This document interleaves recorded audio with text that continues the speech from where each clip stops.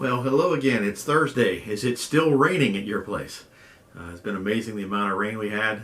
Mentioned to Ryan yesterday, boy, it'd be nice if we had some hills around here and do some mudsliding. But that would be really, really good. But I hope everybody's doing okay, that you're staying dry and inside, and you're having some success with your online classes this week. Hope everything's going well.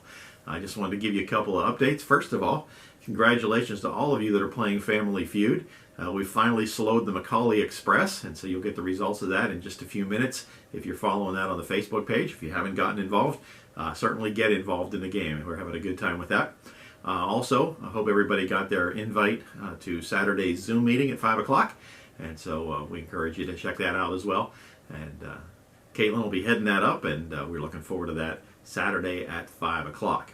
Our question for today, before we get to the question for today, need some responses on one of the previous questions. We asked about your favorite song the other day, and I want to put a playlist together on YouTube, and so far I've only heard back from two people, me and my wife.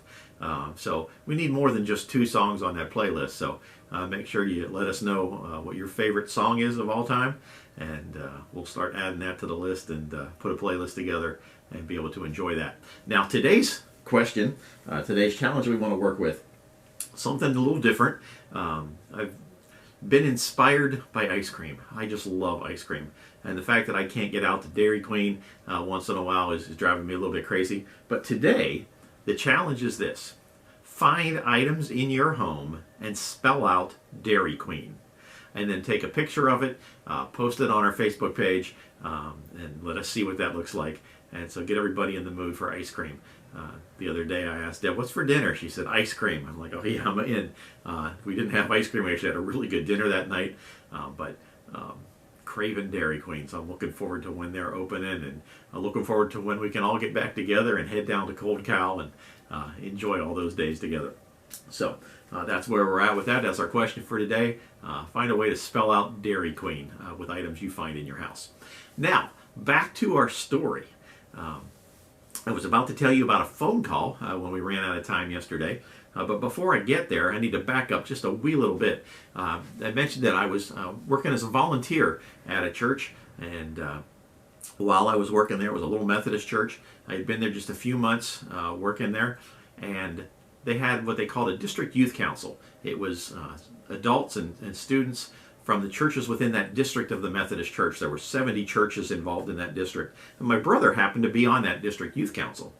Well, so did my next door neighbor, who happened to go to a different Methodist church, and she served on that council as one of the advisors. And then her family suddenly moved to Chicago, which left an opening. And so she said, I'd like to ask you if you would finish my term. And there were only like 3 months left on it, so I said, yeah, I can do that.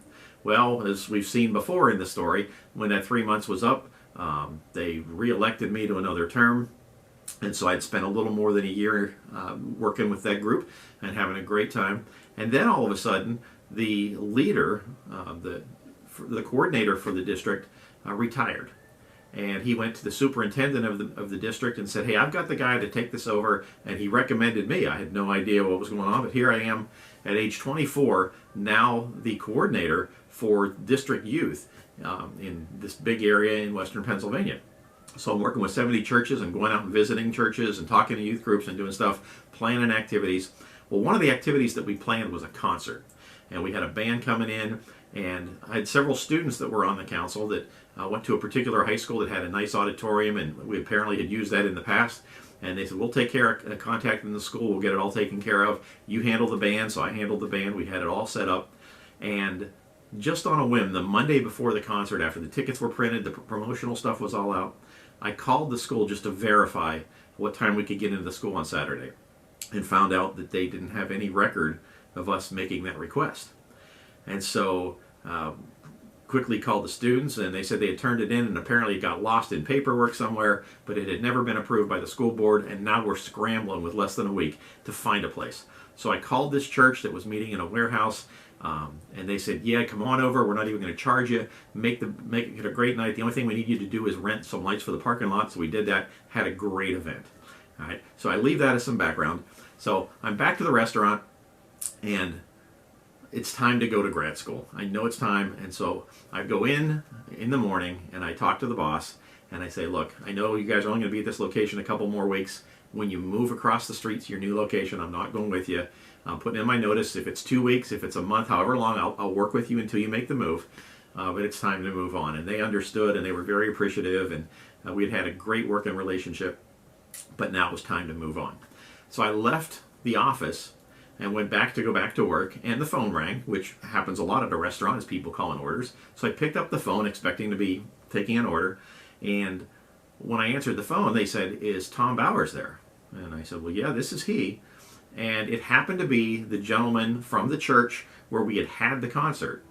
And he said, "Hey, just wanted to let you know that I am moving to a different position within the church, and we have an opening for a youth director, and we would like you to come out and talk to us about it." Well, I was stunned. And I really wasn't interested in being a youth director. I wanted to be in athletic administration. I was ready for grad school. And yet I felt that I owed him at least the courtesy of going out and talking to them, because after all they had done for us. So I agreed, and I went out and visited with the staff and went through a couple of interviews. Then I met with their board and was involved in that process. And it just so turned out that one of my youth leaders growing up happened to be on the board at this church. And so when all was said and done, I get a phone call, and they said, "We'd like to offer you the job." And I finally had to come clean and say, "Look, I'm really not interested. I want to go to grad school. I've got the rest of my life planned out. I want to get in athletic administration." And they said, "But you're the guy. We know you're the guy. We'll wait."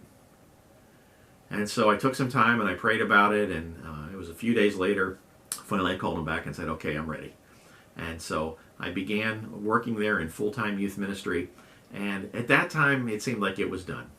I had covered my last basketball tournament. I had turned in my resignation at the newspaper, and now I'm in youth ministry full-time. I have a whole new career. And so on this journey from Psalm 37:4, all those things that I had dreamed about were now gone. I was moving on to something new. Now, I wasn't upset about that because I knew this was now where God was calling me. And I was excited about that and excited about the steps that was going to take me on.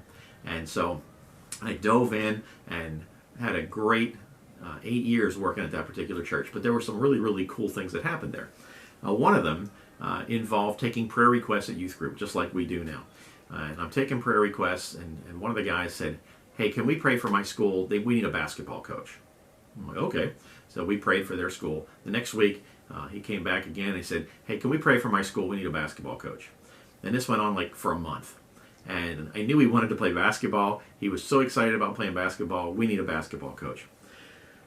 And so finally, after a month of this, I went to our pastors and I said, "Look," I said, "this is kind of crazy, but this guy keeps praying for a basketball coach for their school. How would you feel if I went and asked them about it to see what it is exactly that they need?" And they said, "Oh, I think that'd be a great idea. Why don't you go do that?" Well, pretty soon I find myself as the basketball coach at this little school. And as it would go, this guy never had a chance to play for me. His grades went down. He didn't make the cut academically. We had a really small team, but we had a lot of fun. So I get a job there, and because I was now coaching, I was getting a magazine called Coach Magazine. And so one day I'm looking through for basketball stuff that I can apply with the kids, and as I'm flipping through, I see an advertisement for a new product called Nuprin. Nuprin was a pain reliever that was new out on the market, and it said, "Fill out this card and win free Nuprin for your school for a year." Well, it was a small Christian school. We didn't have a budget for much of anything. And I thought, okay, I'm sure the school could at least use something out of this. So I filled out the card, and it said, "Oh, by the way, several people will be selected for this event that we're putting on." So I send it in, and I forget about it.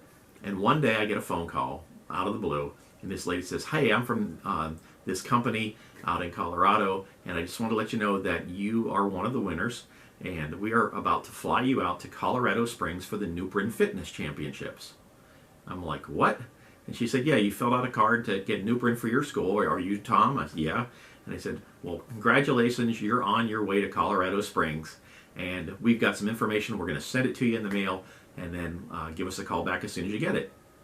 Well, I was stunned, and now I'm out of time. And so now we'll have to continue this story yet again. Have a great day. We'll see you tomorrow.